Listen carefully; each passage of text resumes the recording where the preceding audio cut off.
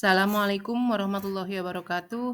Saya Siti Fatimah dari SMA Negeri 1 Cikatomas, Kabupaten Tasikmalaya, merupakan CGP Angkatan 8.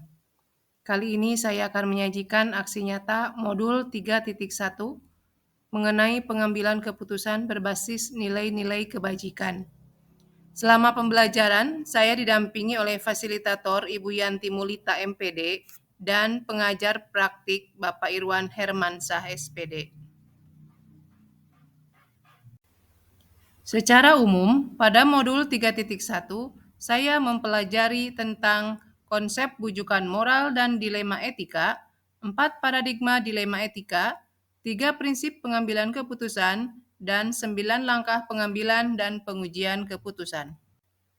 Konsep bujukan moral dan dilema etika. Bujukan moral merupakan situasi yang terjadi ketika seseorang harus memutuskan satu di antara dua pilihan benar dan salah. Sedangkan dilema etika merupakan situasi yang terjadi ketika seseorang harus memilih di antara dua pilihan yang sama-sama benar, namun saling bertentangan berdasarkan sudut pandang.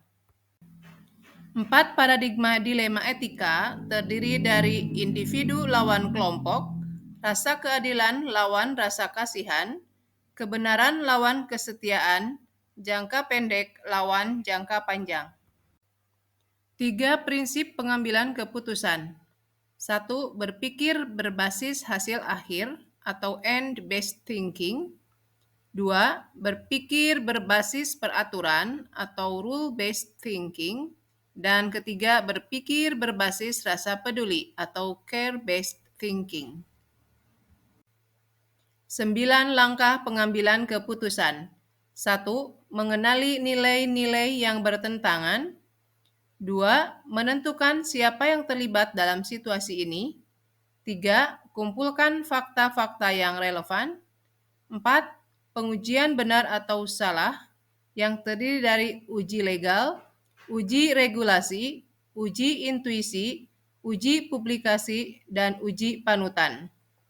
Yang kelima, pengujian paradigma benar lawan benar. 6. Menggunakan prinsip resolusi. 7. Investigasi opsi trilema. 8. Buat keputusan. Dan 9. Lihat lagi keputusan dan refleksikan. Mempraktikkan proses pengambilan keputusan, paradigma, prinsip, dan pengujian keputusan di sekolah. Contoh kasus yang terjadi. Saya adalah guru bahasa Inggris di SMA. Karena pada tahun ini sekolah saya mulai memberlakukan kurikulum merdeka, saya mendapat tugas untuk mengajar di kelas 10. Untuk mengenal dan memahami bagaimana pelaksanaan kurikulum merdeka, sebenarnya saya sudah mengikuti pelatihan sejenis ini. Namun, karena belum dipraktekkan, saya belum paham secara mendetail. Kebetulan, di awal semester ganjil, saya mendapat undangan untuk mengikuti pelatihan IKM, yaitu implementasi kurikulum merdeka. Saya merasa bingung karena di satu sisi, saya akan mendapatkan kesempatan untuk memahami lebih lanjut mengenai IKM, namun di sisi lain, saya harus meninggalkan kelas. Paradigma yang digunakan pada kasus tersebut adalah individu melawan kelompok. Secara individu, saya akan meningkatkan pemahaman saya mengenai IKM, namun secara kelompok, anak didik saya merasa kecewa dan rugi. Seharusnya saya berada di dalam kelas untuk membimbing siswa saya di kelas, namun saya harus berada di tempat lain. Prinsip pengambilan keputusan yang digunakan dalam kasus tersebut, yang pertama, prinsip berpikir berbasis nilai akhir. Dengan mengikuti pelatihan, harapannya semua siswa dapat belajar sesuai dengan acuan yang telah ditentukan di dalam kurikulum merdeka. Prinsip yang kedua adalah prinsip berpikir berbasis aturan. Di sekolah saya, karena kurikulum merdeka mulai diberlakukan di kelas 10, maka guru kelas 10 lah yang harus bertanggung jawab untuk memahami dan menguasai kurikulum merdeka. Dan prinsip yang ketiga adalah prinsip berpikir berbasis kepedulian. Dengan adanya konsep baru dalam kurikulum merdeka, saya merasa peduli untuk mempelajari, memahami, dan mengimplementasikan kurikulum merdeka. Berikut adalah analisis kasus dilema etika yang terjadi di sekolah dengan menggunakan 9 langkah pengambilan dan pengujian keputusan. Yang pertama, mengenali nilai-nilai yang bertentangan. Kasus ini benar menurut individu, karena selain bentuk rasa tanggung jawab untuk keberlangsungan proses KBM dengan menggunakan kurikulum merdeka, saya juga dapat meningkatkan kompetensi profesional saya. Namun, ini bertentangan dengan kode etik guru, yakni saya tidak hadir di kelas saat saya ada jadwal mengajar. Yang kedua, yang terlibat dalam kasus ini adalah saya dan murid-murid saya. Langkah ketiga, kumpulkan fakta-fakta yang relevan. Faktanya adalah saya adalah satu-satunya pengajar bahasa Inggris di kelas 10.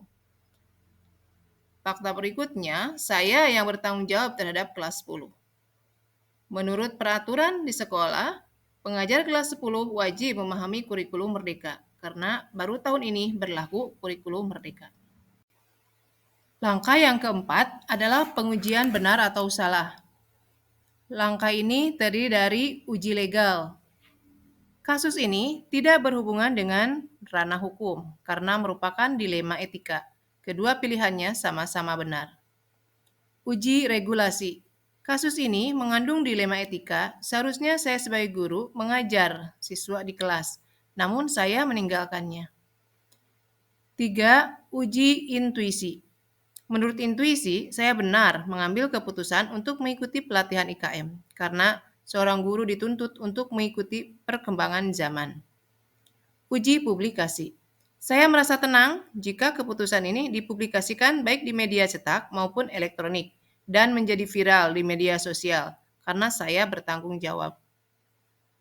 Uji panutan. Berdasarkan panutan, saya ingin menjadi orang yang aktif, mandiri, serta kreatif dan mengikuti perubahan yang terjadi. Langkah yang kelima adalah pengujian paradigma benar lawan benar. Dalam kasus ini, menggunakan paradigma individu melawan kelompok. Langkah yang keenam adalah melakukan prinsip resolusi. Prinsip yang digunakan dalam pengambilan keputusan ini berdasarkan berpikir berbasis hasil akhir. Yang kedua, berpikir berdasarkan aturan dan berpikir berdasarkan rasa kepedulian. Langkah berikutnya yaitu investigasi opsi trilema. Yang menjadi opsi trilema adalah meminta guru piket untuk memonitor siswa terhadap tugas yang telah saya berikan. Langkah yang kedelapan adalah buat keputusan. Saya memilih untuk mengikuti pelatihan IKM. Dan langkah yang terakhir yaitu tinjau lagi keputusan dan refleksikan.